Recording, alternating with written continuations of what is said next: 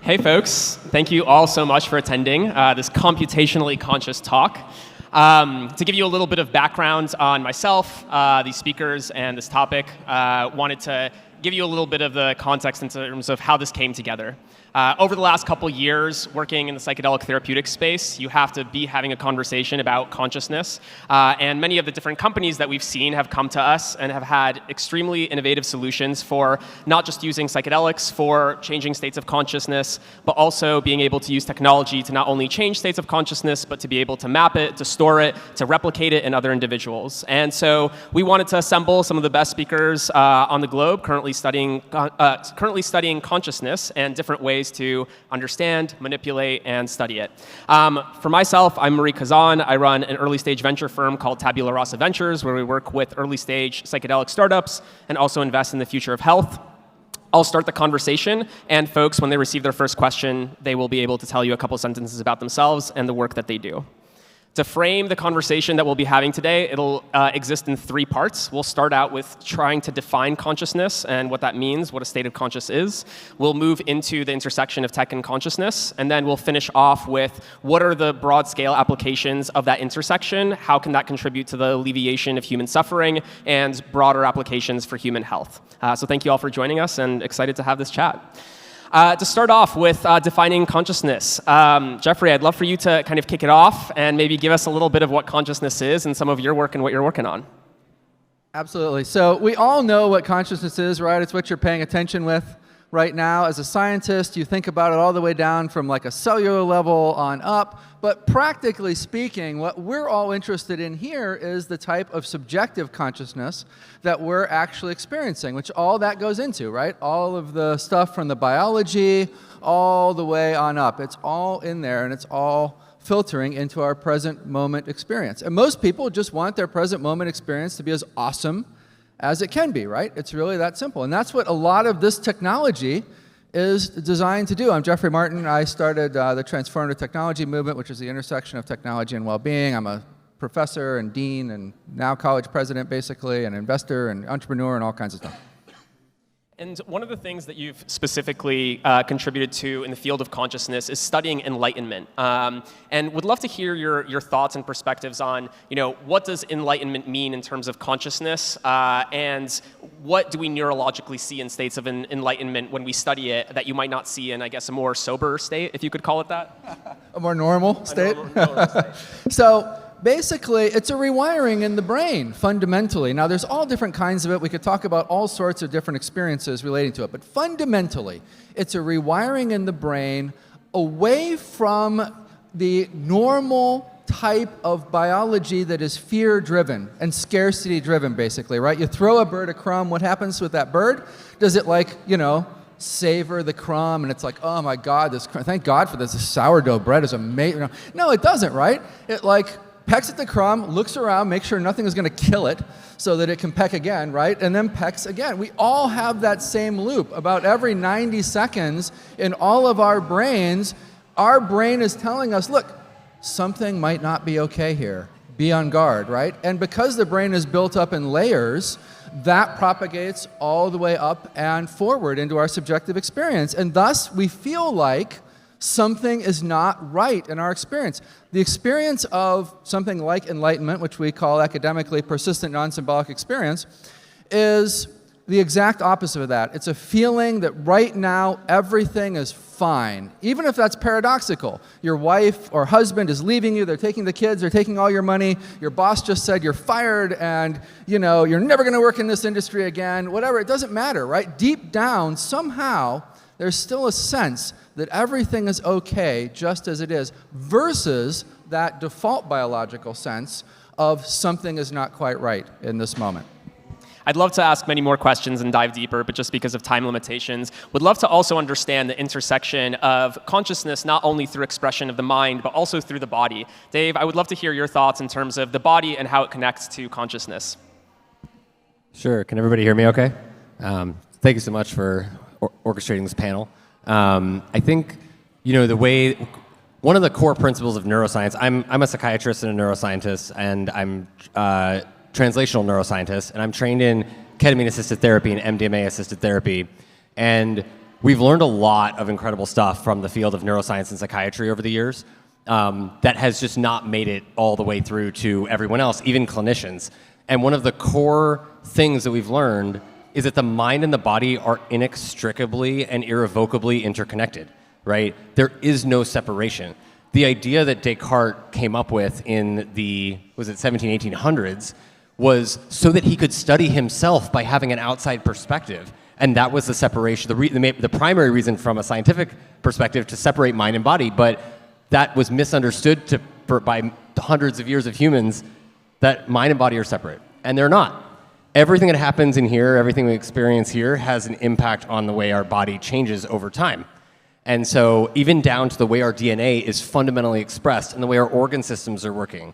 And so you can measure that, which is super cool, right? Objectively speaking, now that we have technology as far as it's come, we can apply sensors to the body in so many different kinds of ways that allow us to, whether it's just like neurophysiology, non-invasive, Oura Rings, Apple Watches, things like Apollo, there's so many other tools, and then EEG, like clinical grade tools, right? And fMRI and PET scans and all of these things. We can measure so many different things. So over time, the body develops what we call like a signature of experience, which is what does it look like when you're angry, and what does it look like when you're sad, and what does it look like when you're happy, and what happens with heart rate and blood pressure and respiratory rate. And so over time, we can start to measure that. And I had the pleasure of doing an interview with Roland Griffiths before he passed. And we just released it this past week in memoriam of his work, who's one of the most famous psychedelic psychopharmacologists in the world, and has pioneered research on the way that meditation and psychedelic states are similar.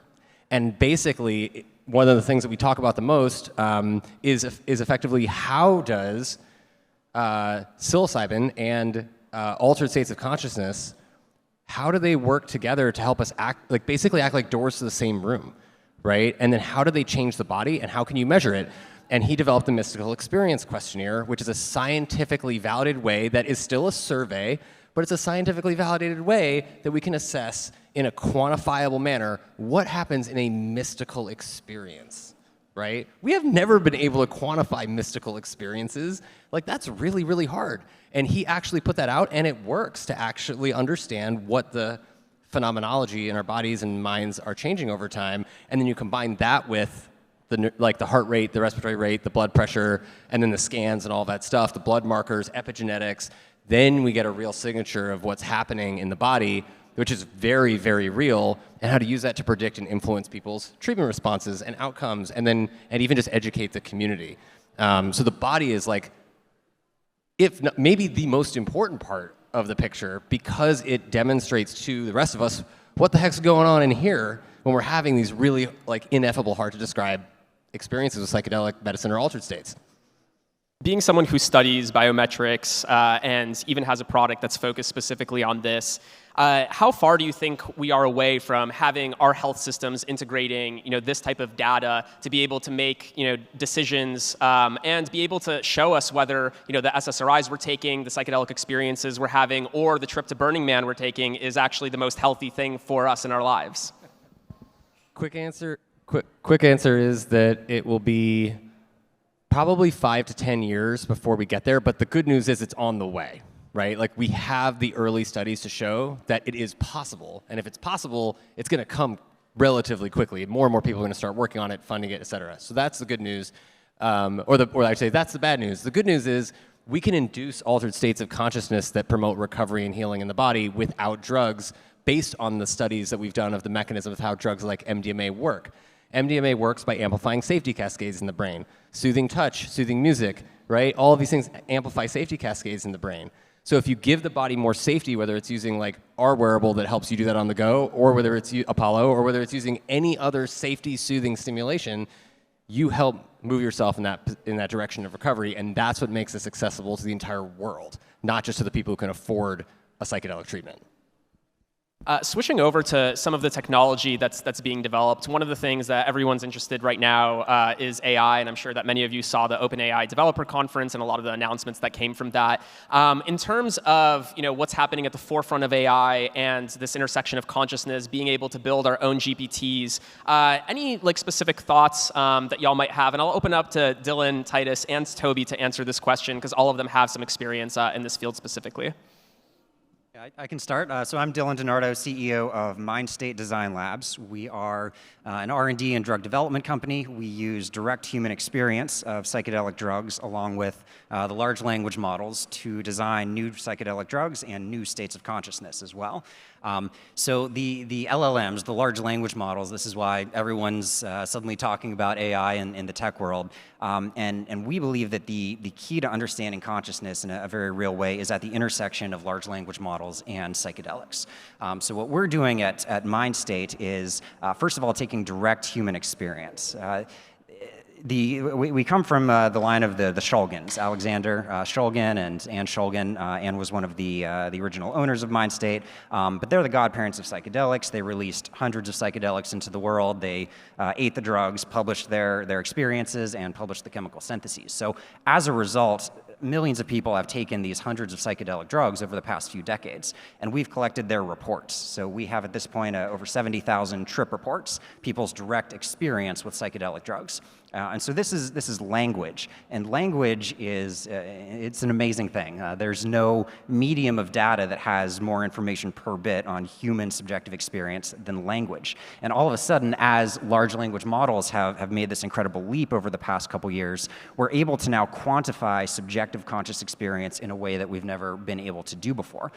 So what we're up to is taking this corpus of trip reports, all of this information on the ways in which psychedelics change subjective experience, and combining it with the large language models and with the pharmacology of dozens of different psychedelic drugs. So we know the ways in which human cognition changes, your sense of self, your sense of time, your memory, your emotion, all of these aspects of human experience are encoded quantitatively in the large language models. And so it enables us to trace the pharmacology of a drug all the way to the change in consciousness that drug creates. And so as a result, we're able to mix and match, to understand the biological basis of consciousness, to produce new states of consciousness. And we do believe that existing psychedelics are only a small fraction of the states of consciousness that are possible. And so I think that is the future of consciousness in a big way. Hi, I'm Richard Titus. I'm a serial entrepreneur, angel investor, and I'm a fellow at the Creative Destruction Lab. It's the biggest deep science accelerator in the world.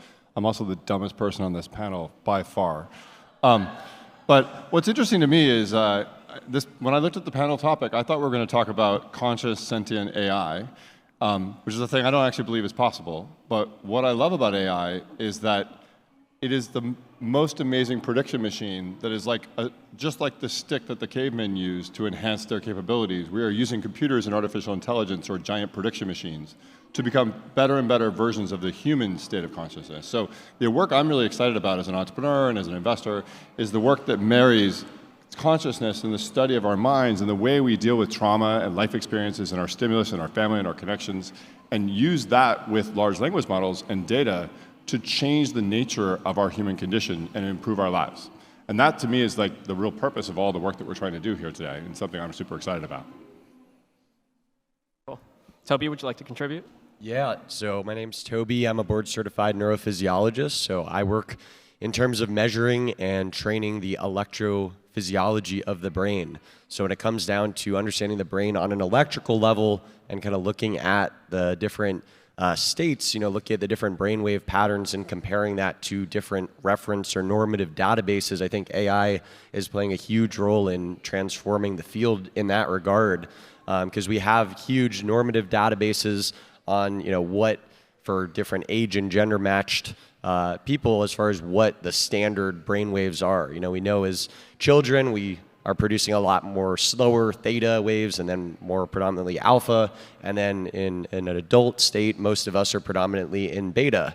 So we can identify pathophysiology by looking at, okay, compared to the normative database of age and gender matched individuals that don't have any psychiatric diagnoses, that don't have, aren't on any psychiatric medications, how do the brain waves differ? I think really what I'm most interested in is the development of peak performance databases, because everyone, it's comparing the brain to normal, but what is normal, right? So, and why would we want to train the brain to be normal if we can look at what is different about these people who have, peak expanded states of consciousness and be able to actually train our brains to get more into that pattern. So I think that goes back to where we started off talking about like the neurophysiology almost of enlightenment, and talking about like advanced Tibetan monks, like looking at their neurophysiology, seeing, they've done EEG readings where they've seen greatly increased levels of gamma waves. And gamma is the fastest type of brain wave that really facilitates neuroplasticity, helping new areas of the brain connect. And that's something that meditation creates, breathwork, psychedelics, but we can actually quantify that with a swim cap looking device called an EEG, and non-invasively. So I'm really excited to see how AI revolutionizes this field. Mm-hmm. Transitioning from that to looking at specifically peak performance states and some of the economic models that we can see evolving on this when we have this greater control of consciousness. When all of you envision a world where we can map consciousness and control it to our whim in whatever way we would like, maybe 20, 30, 50 years from now, what does the market landscape look like? What are the businesses that are getting built? And maybe y'all can paint us a little bit of that future. Titus, I'd love to hear from yourself, and then maybe one other speaker afterwards. Like, what's fascinating to me is, again, using all these technologies to make better versions of the human experience and also make us exponential beings. And that to me is the purpose of technology. Like, we should always remember that technology works for us. What I find fascinating is the asynchronous adoption of these technologies across different audience sets. So, for instance, things like psychedelic medicine, it's very, very unevenly distributed. Even in America, I think we'll see legal psychedelics in California and Oregon in the next 2 or 3 years. They're not going to be legal in Alabama for 10, 15 years. So how do you do medical practice when you have these micro-political environments that stop adoption of technologies or medicines?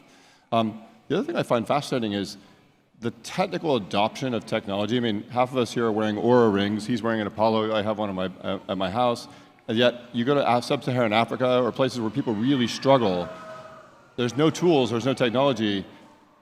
We need to figure that problem out as well. Like, how do we make these things universally available, and how do we find products and services that adapt to the markets and customers that need them most? Trauma therapy and trauma tools and technology that we have are most needed by the people who will never receive them. I would just add to that, which is a great, very important point that you made.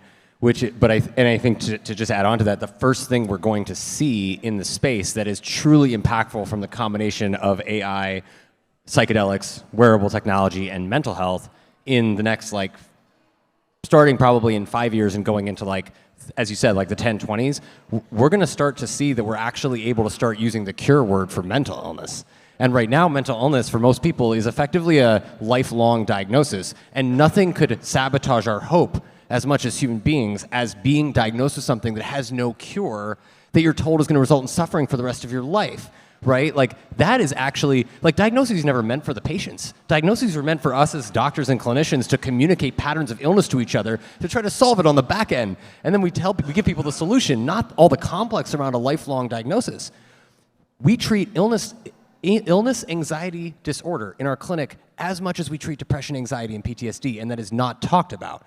AI can crunch so much data in the background. It allows us to figure out what all of us are doing, and what many others are doing, is how do you actually leverage technology and medicine in a way that's highly curated for the individual that gets them to remission and eventually cure, like an antibiotic for mental health, right?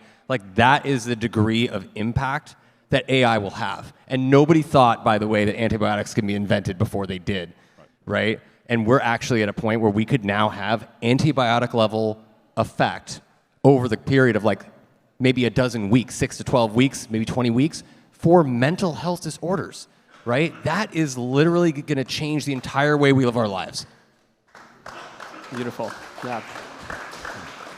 One thing that I want to make sure that we get a chance to talk about is, so our foundation has a research institute called the Center for Collective Healing. Really what we're focused on is the group format and the collective conscious. What is actually happening to the group in terms of intergroup synchrony, in terms of polarization as groups go through therapies, as well as health outcomes.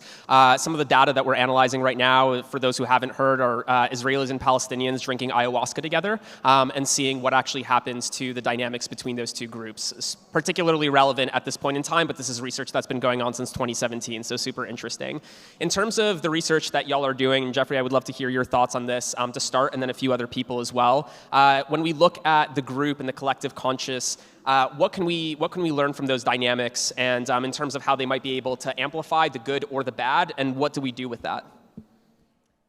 Boy, you can just look at that so many different ways, right? From the esoteric technologies that are out there, like the Global Consciousness Project and HeartMath, which has these sort of nonlinear type of sensors all over the world that they feel are measuring a background of coherence, if you will, in consciousness, right? That sounds very esoteric and can be very difficult to understand unless you're sort of an advanced physics person, but correlates with very positive and very negative events that happen collectively across humanity, right?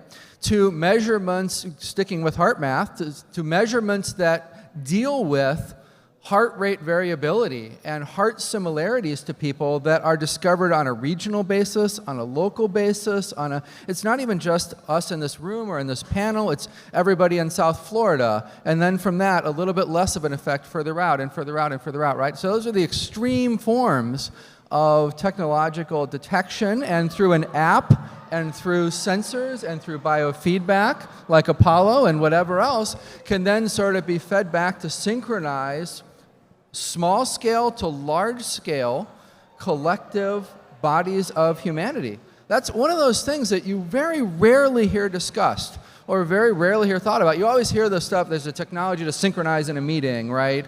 Or to deal with, all sorts of things that people can wrap their head around. But in reality, these synchronization effects could be happening at a countrywide level, and I'm fairly certain are happening at a countrywide level in some countries that are being like maybe a little less straightforward about what they're actually doing with their populations and stuff, right?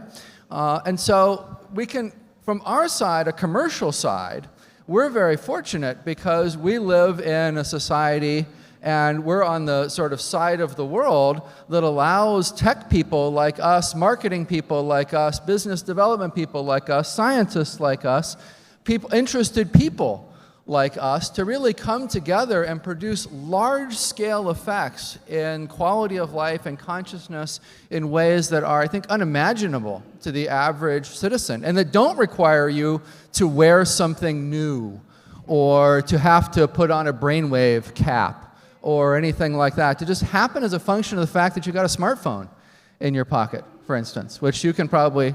Yeah, they don't. I mean, the most beautiful part is they don't require you to spend any money at all, right? That is like so incredible, and the technology is supporting our remembering of those skills that you teach, right? Exactly right.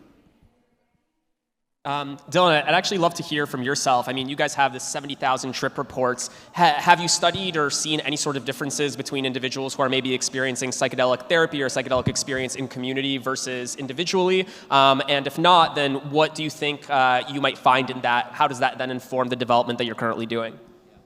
Yeah, it's all very raw, unstructured data, and so there's not a lot of group versus individual experience, but anyone who has experienced the psychedelic alone versus in a group knows that there's no comparison, right? And so I don't know what the application of AI or large language models or technology is to that, but I think that any technology that we create has its own limitations, and it has to interface with natural things, just with humanity, with people being together and people working together and being in ceremony together or in session together. And so I think that the future of consciousness isn't dependent on technology primarily, it's dependent on humanity. And then Toby, I'd love to ask you just one last question on this specifically. If you were to look at maybe a collection of individuals and maybe map specific brains, consider them neurons, and see how they communicate with one another, do you think that there would be parallels in terms of how the individual brain operates? Are we truly a hive mind in how we function, or is that not necessarily a good parallel to have based on what you've seen from brain scans before? Can you just repeat that? I was just a little bit distracted there. A lot there, yeah. Yes, So if we were to basically look at a large population of individuals and specifically look at their communications with one another, how a community intersects in terms of their brain activity, could we start to look at and create an assumption of an individual brain acts as a neuron in a larger system that then mimics the brain of an individual human? I don't know if that makes sense or provides more clarity, but just an interesting kind of philosophical question. Can we begin to apply the neuroscience of the individual to the neuroscience of a collective and community from just what you've seen before? Right. It's an interesting thing to think about. I mean, I think when it comes down to looking at, brainwave patterns of different groups, in different areas, I think there's so many things that factor into the, electrophysiology recordings that we actually see. Different dysregulation that we see that comes down to neural inflammation, metabolic issues with the brain, chronic fight or flight responses that I think, I don't take a look necessarily at the specific societal, implications or causes of those things, but when we look at, different cultures and different ways of, healthier living, thinking about the blue zones. I mean, it would be super interesting to do brain maps on people living in blue zones and seeing what patterns are different compared to people living, kind of the standard American lifestyle. So I haven't done a lot of that work, but I think it's really interesting. And going back to my point about developing a peak performance database, looking at people who are in the healthiest areas, what their brains are doing, and then being able to help other people get there through the use of applied neurotechnology or psychedelics, but really just understanding what is going on in the brain that is resulting in, healthy functionality, and then how can we take people that are struggling with different mental health disorders and get them back to not just normal, but optimal. Beautiful. Let me answer that. I think the answer is absolutely yes. Yeah. And there are so many leaky brain exchanges that we do not understand in neuroscience right now. For instance, healers in different parts of the world in time-synced EEG or fMRI experiments with the same parts of the brain lighting up when the healer sends and the receiver receives. How is that possible, right? I mean, there isn't any sort of physics today that explains how that's possible, all the way on down to just the fact that you and I right now are looking in each other's eyes and our brains are synchronizing in some way, as nobody knows how, but it's a well-proven effect.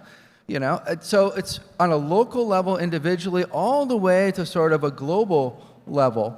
And there's even math that allows you to, for instance, see the information flow between brains in local, in a local space and at a distance in these things, and to see, first it went from this person to that person, and then the information traveled back, and so on. That's just incredible bleeding edge stuff that physics hasn't quite caught up to yet, and it goes directly to your question. Well, phenomenal. Thank you for that. With 1 minute left, one last question for all of you. When you kind of think about your past experiences in your life and what kind of emotionally happened that allowed for you to have this passion, have this drive to pursue specifically these intersections, specifically studying the mind, states of consciousness, what actually emotionally came up for you in your life to be able to pursue this in just 1 or 2 sentences? What did you feel that prompted this work? Immense social anxiety and awkwardness. Trying to figure that out myself and understanding why I was kind of neurodivergent in that sense and getting into biohacking.